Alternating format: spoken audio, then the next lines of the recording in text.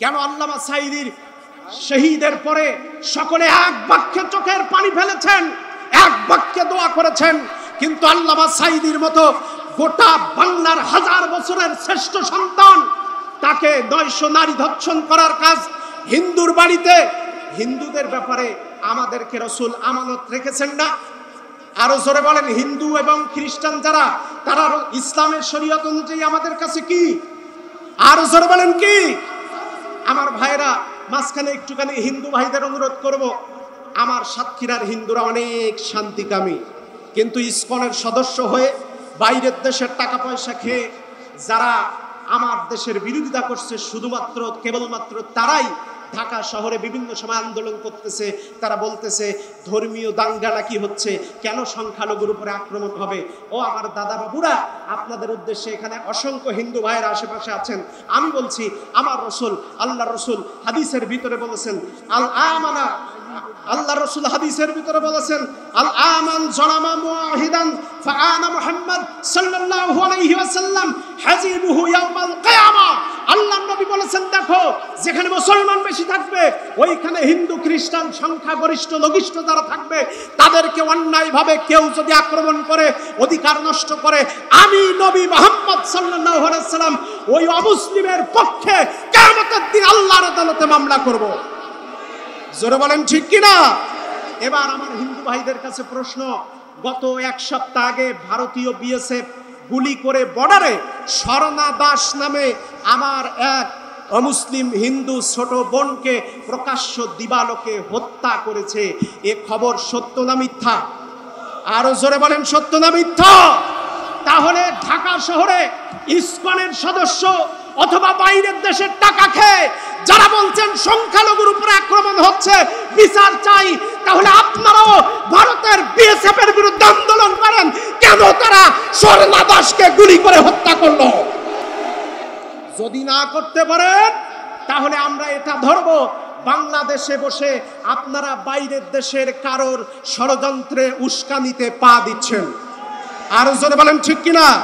আমার জামাত ইসলামী দেভাটা উপজেলার দায়িত্বশীল বৃন্দ, জেলা নেতৃবৃন্দ, গত কয়েকদিন আগে পরামর্শ হয়েছে, আসন্ন দুর্গা পূজায় যেমন সরকারের পতনের পরে আমরাই রাতের বেলা থানা পাহারা দিয়েছি, মন্দির পাহারা দিয়েছি, আমার দায়িত্বশীল বৃন্দ বাম পাশে বসা, আমরা ওয়াদা করতেছি যতক্ষণ পর্যন্ত আমরা বেঁচে থাকব, বাংলার জমিনে আমাদের সামনে কোন হিন্দু ভাইয়ের উপরে অন্যায়ভাবে তাদের আক্রমণ তো দূরে যাক, তাদের মন্দির আক্রমণ তো দূরে যাক, চোখ রাঙিয়ে তাকালে তার চোখ আমরা তুলে নেব। যারা আমির হামজাকে সামনে করে জুমার নামাজ পড়তে দেয় নাই, বসন্তপুরে যার স্টেজ ভাঙার হুমকি দেওয়া হয়েছিল, কোথায় তারা? যারা মঞ্চে পিস্তল বন্দুক নিয়ে উঠত, তাকায়া দেখো আজকের মাহফিল জনসমুদ্র।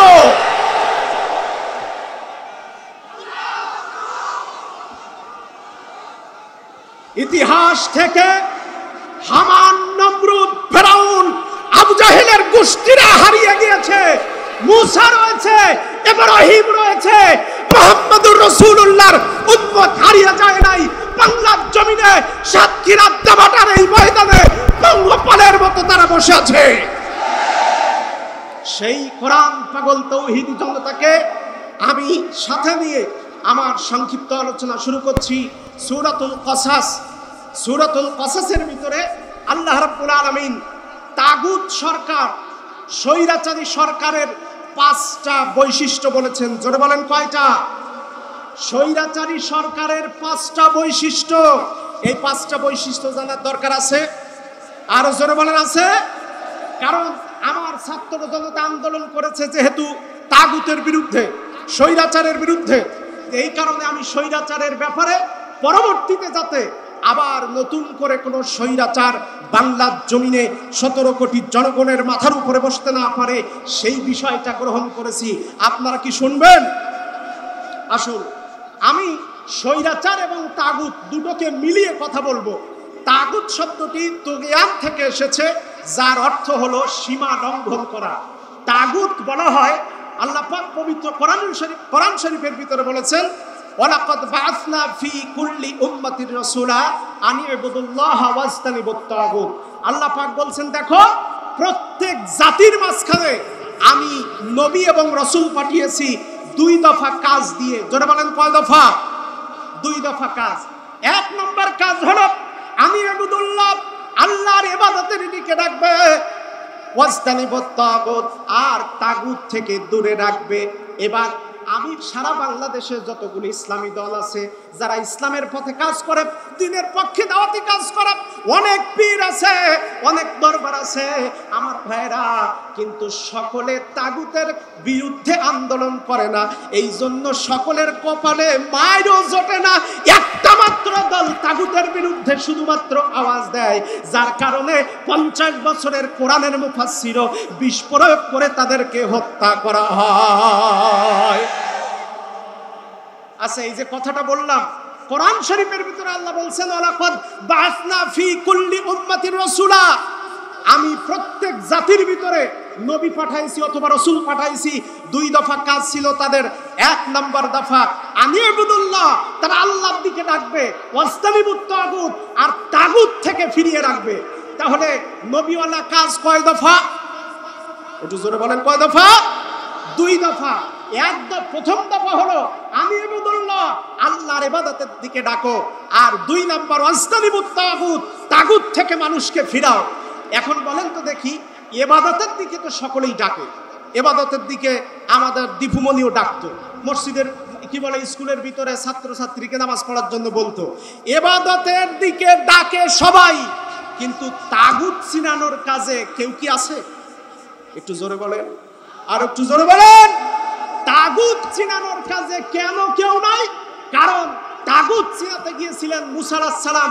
এই কারণে ফেরাউন মুসা আলাইহিস সালামের 12 লক্ষ সাথী সহ তাদের সবার রাষ্ট্রীয় নাগরিকত্ব ক্যান্সেল করে মিশর থেকে বের করে দিতে চেয়েছিলেন। তাগুতের বিরুদ্ধে আন্দোলন দাওয়াতি কাজ করতে গিয়েছিলেন ইব্রাহিম আলাইহিস সালাম, যার কারণে নমরুদের 40 দিনের আগুনের স্ফুলিঙ্গের ভিতরে রিমান্ড সহ্য করা লেগেছে। তাগুতের বিরুদ্ধে দাওয়াত দিয়েছিলেন হযরত নূহ আলাইহিস সালাম, যার কারণে তার পুত্র কেনান স্বয়ং স্বৈরাচার তাগুতের পক্ষ হয়ে নিজের বাবার দাওয়াতকে অস্বীকার করেছিল।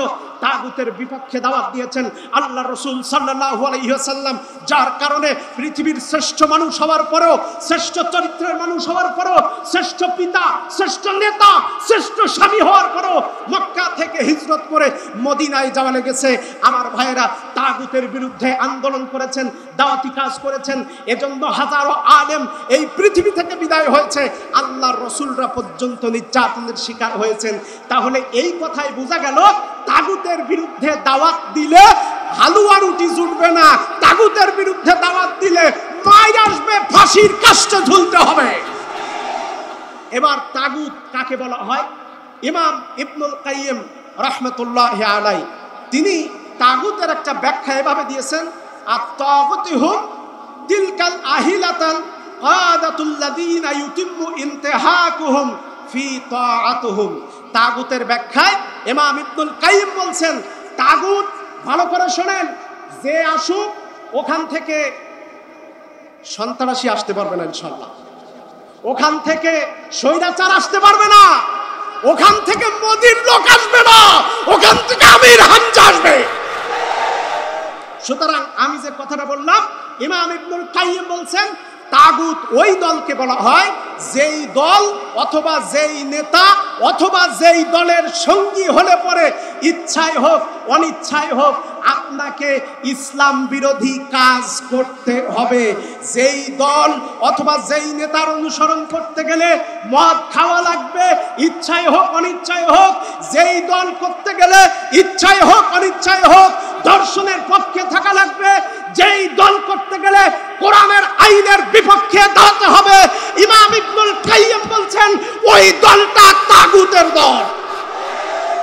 এবার হিসাব করেন, বাংলাদেশে যত তাগুতের দল আছে, এই তাগুত থেকে ফিরাতে গিয়ে নবীরা মাইর খাইছেন, মুসা আলাইহিস সালাম মাইর খাইছেন, ইব্রাহিম আলাইহিস সালাম মাইর খেয়েছেন, ইসমাঈল আলাইহিস সালাম কুরবানি দিয়েছেন, রাসূল আকরাম সাল্লাল্লাহু আলাইহি ওয়াসাল্লাম দেশ ছেড়েছেন, ঈসা আলাইহিস সালাম শুলে চড়েছেন।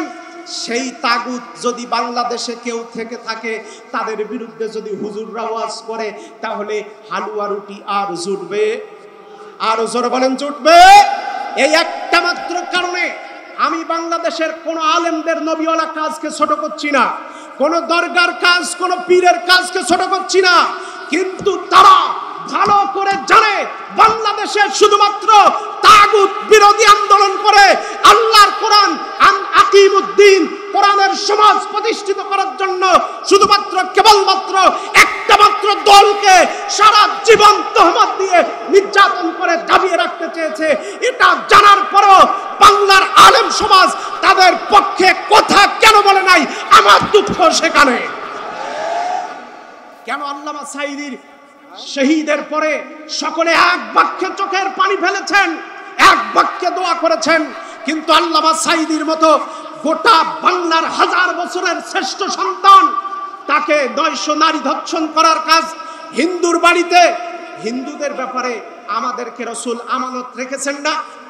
আরো জোরে বলেন। হিন্দু এবং খ্রিস্টান যারা, তারা ইসলামের শরীয়ত অনুযায়ী আমাদের কাছে কি? আরো জোরে বলেন কি? আমার ভাইরা, মাঝখানে একটুখানি হিন্দু ভাইদের অনুরোধ করব, আমার সাতক্ষীরার হিন্দুরা অনেক শান্তিকামী, কিন্তু ইসকনের সদস্য হয়ে বাইরের দেশের টাকা পয়সা খেয়ে যারা আমার দেশের বিরোধিতা করছে, শুধুমাত্র কেবলমাত্র তারাই ঢাকা শহরে বিভিন্ন সময় আন্দোলন করতেছে।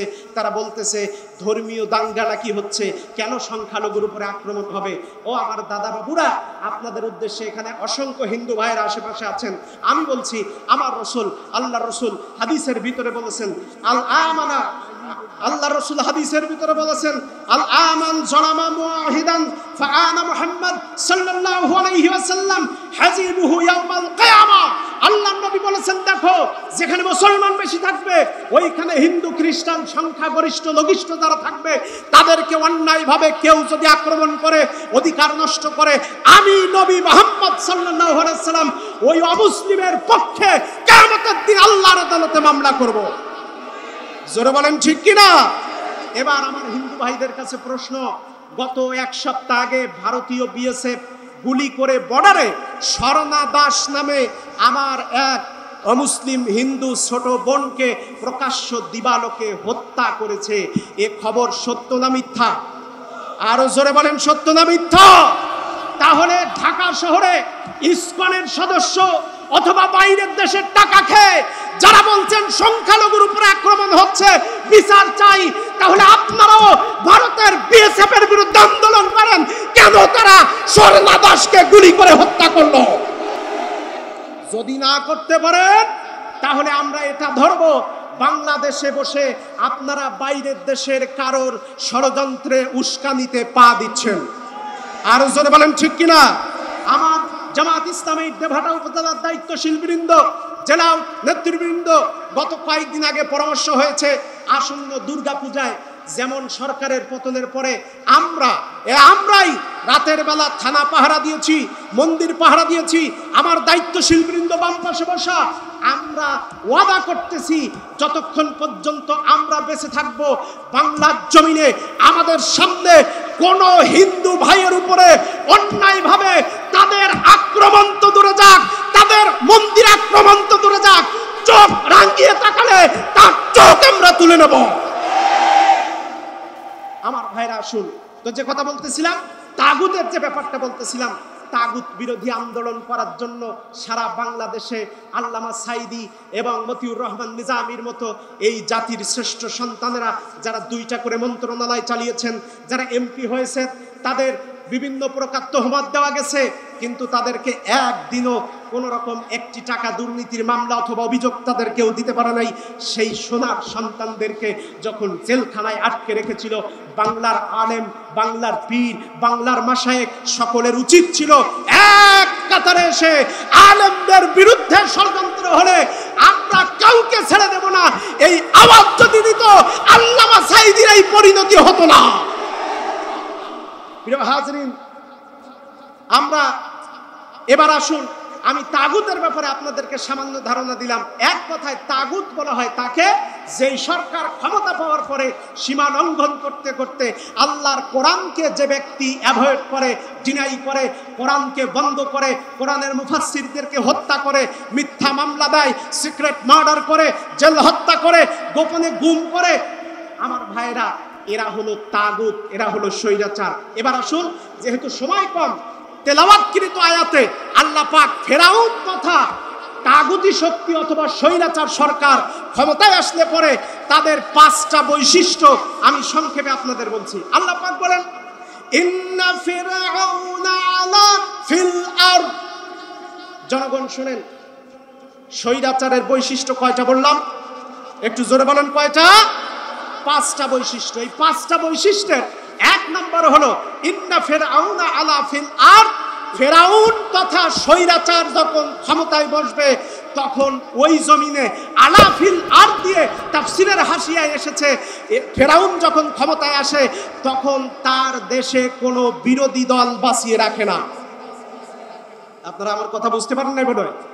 ফেরাউন তথা স্বৈরাচার যখন ক্ষমতা আসে, আলা ফিল আরদ, জমিনের উপরে একাই বসে থাকে, বিরোধী দল শূন্য করে। আমার বাংলাদেশে 15 বছর যারা বিরোধী দল শূন্য করে রেখেছিল, এরাও ফেরাউনের টাটকা উত্তরসূরি। এরপরে আসেন, 1 নম্বর হলো ক্ষমতায় আসার পরে ওরা বিরোধী দল শূন্য করবে। 2 নম্বরে ওয়াজআলা আহলাহা শিয়াআ। 2 নম্বর ওদের কাজ হলো যারা বিরোধী দল থাকবে তাদের ভিতরে মতভেদ তৈরি করে কোন্দল লাগায় রাখবে। যেমন বাংলাদেশে স্বৈরাচার হাসিনা শুধুমাত্র ইসলামপন্থীদেরকেই ভয় পেত। এই কারণে বিগত 15 বছর কার টুপি লম্বা, কার টুপি কিস্তি, কারটা পাঁচকলি, কার হাত বুকের উপরে, কার হাত নাভির উপরে, কে দললিম বলে, কে জললিম বলে, কে আমিন আসতে বলে, কে জোরে বলে, এটা নিয়ে ওরা আমাদের ভিতরেই বিশৃঙ্খলা তৈরি করেছে। বুঝতে হবে এরাই স্বৈরাচারী দল। সম্মানিত হাজরিন, আমার আজকের এই গোটা সাতক্ষীরা জেলার সম্মানিত মেহমান, আমাদের অভিভাবক, তিনি এসেছেন। ওনার সামনে কথা বলার ধৃষ্টতা আমি দেখাবো না, শুধুমাত্র আয়াতটা শেষ করে আজকের আলোচনা আমি এখানে শেষ করব।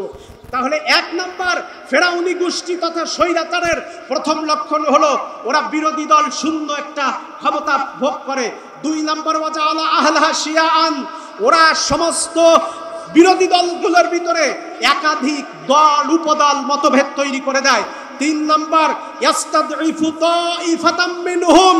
3 নম্বর হলো একটা দলকে টার্গেট করে ফেরাউনের গোষ্ঠী সারা জীবন নির্যাতন করে।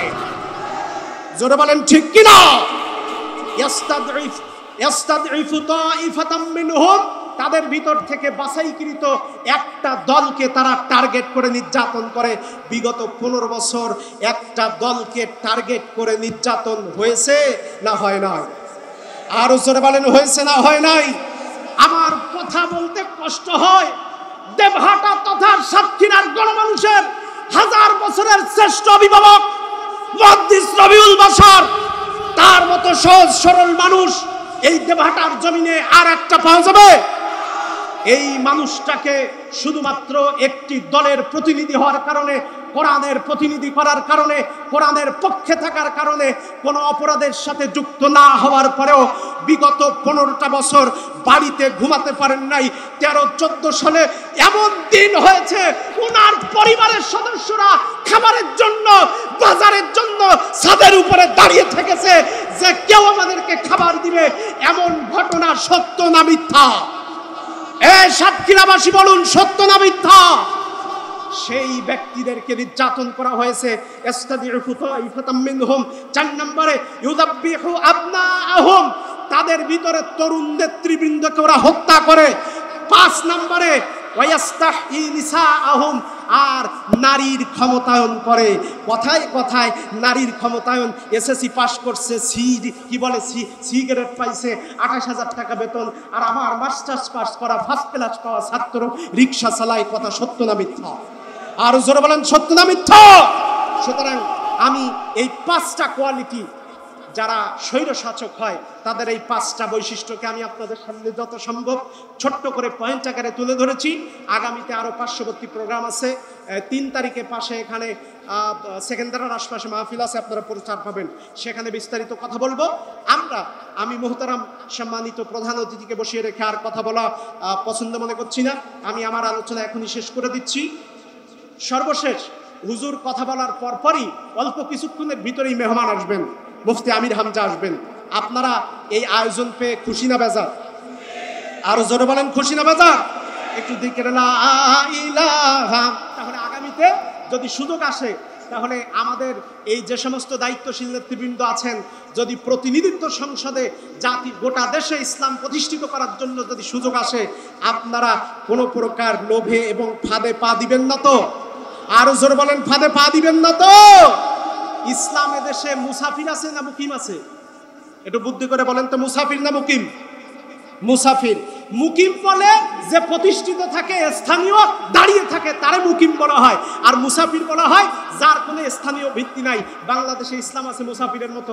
ওই এক মুসাফির রাতের বেলা, গভীর রাত, প্রচন্ড মরুভূমি, এক বাড়িতে গিয়ে বলতেছে, ভাই আপনার বাড়িতে আমি মুসাফির মানুষ, আমারে কি একটু থাকতে জায়গা দিবেন? তো বাড়িওয়ালা ডাক দিয়ে বলতেছে, না ভাই, আমাদের বাড়িতে মহিলা আছে, আমি একলা পুরুষ, সুতরাং এই বাড়িতে মুসাফির টুসাফির রাখা যাবে না। আর এক বাড়িতে গিয়ে বলে, সেও বলে আমাদের বাড়িতে কিছু মহিলা আছে, আপনারা রাখা যাবে না।